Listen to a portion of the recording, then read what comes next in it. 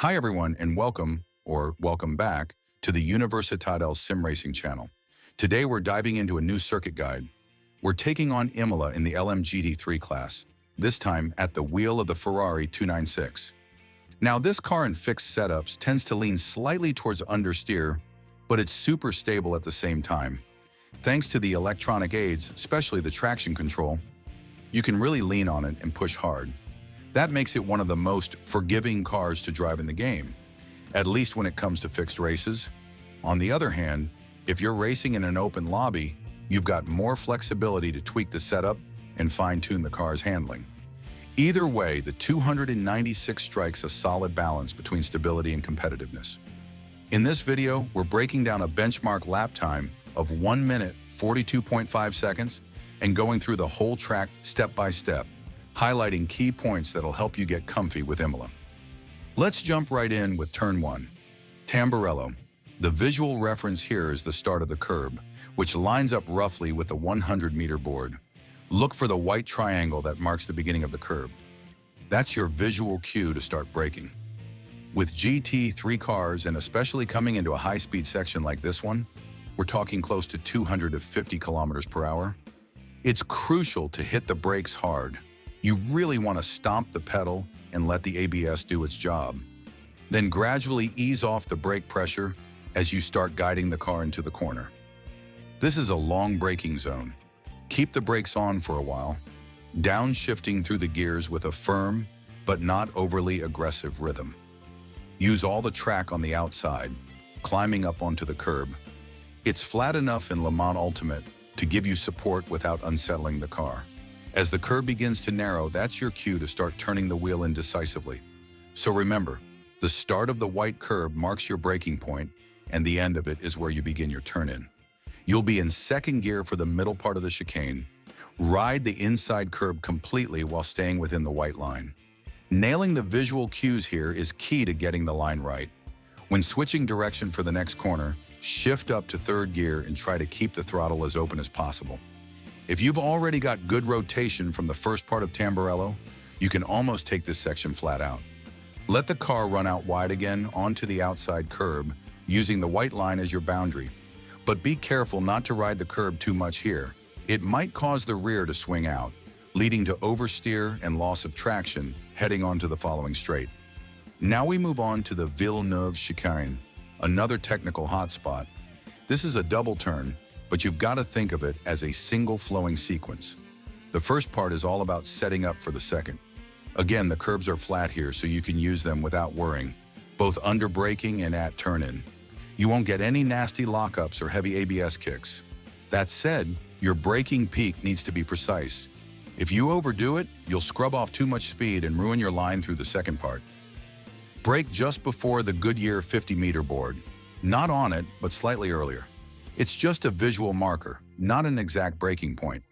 If you hit the brakes at 50 meters, it's going to be really tough for the 296 or any GT3 car, really, to get slowed down in time. Stick to the rule of the white line here as well. You'll want to sacrifice the first corner a little.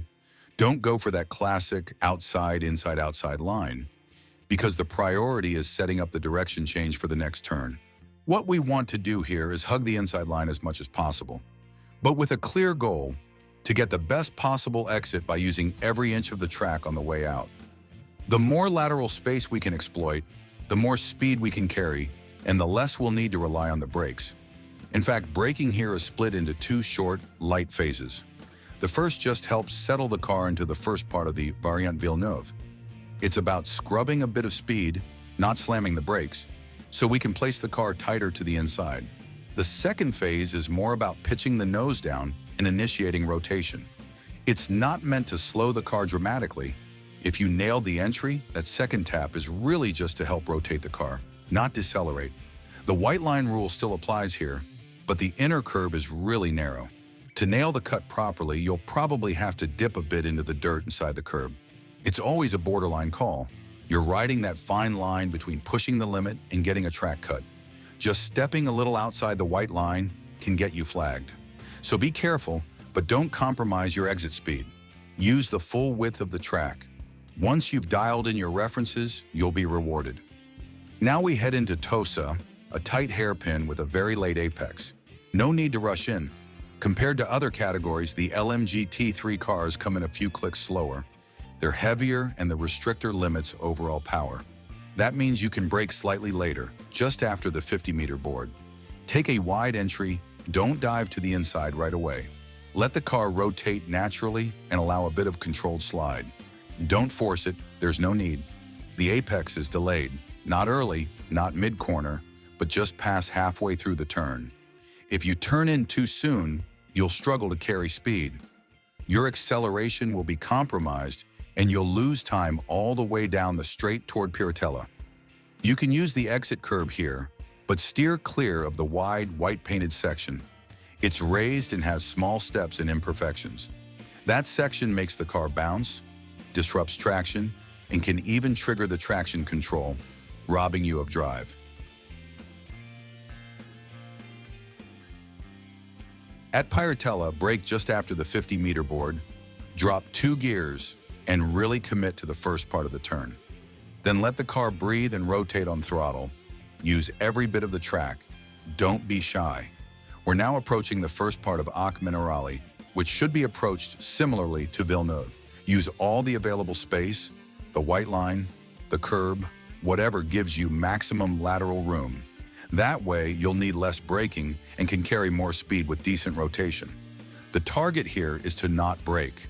A light lift or even a tiny tap might do the trick, especially in qualifying. If you've positioned the car correctly, throttle control is enough to guide it through. As soon as you start aiming for the exit, without even touching the curb yet, that's where the real braking begins. This one's heavy. You'll lean into the ABS, downshift 2 gears. You can cut a bit more here, but be careful. Penalties are a real threat. The bigger risk, though, is catching a rough patch that unsettles the car. If the front hits it, the car digs in and understeers. If you catch it with the inside rear and your setup has a soft anti-roll bar, the car can rotate too quickly, and that pivot effect can lead to wild oversteer.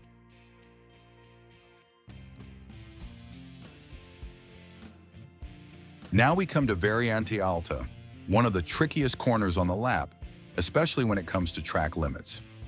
Use the start of the curb as your braking reference. The actual steering input happens as the curb begins to close off. This is a real high-risk zone. The track limit isn't the edge of the curb, it's the white line. You can be pretty aggressive with the first part of the chicane, but not the second. If you come in too hot and don't cut enough of the first curb, you'll run wide on exit and risk a penalty. If you spot it in time, you can lift slightly, and if the cut is only yellow, it sometimes gets canceled. But if it's orange, you're done. Finally, we arrive at the last 2 corners, the Rivazza double left-hander. This section is a real test for this car. You arrive downhill at nearly 240 kilometers per hour and brake just past the 100-meter board. You can use some of the curb here. This is where shock shifting comes into play. Rapid downshifts to maximize deceleration. Use all the available track. Coming into Rivazza 2, give the brakes a quick tap to get the car rotating immediately. The goal is to straighten the car out as much as possible for the final straight. From here, short shift to 4th, then into 5th. The finish line isn't where you might expect. It's not the one used in F1 games. It's a little further down. That wraps up our track guide for Imola. It's a technical, challenging layout. Thankfully, with GT cars, we can be aggressive. Use the curbs, attack the entries. But all these rapid transitions and high-speed direction changes make it a real workout for a car like the GT3 with its weight and limited aero. It's a proper challenge for both car and driver. Subscribe to the channel. See you in the next video. Catch you soon.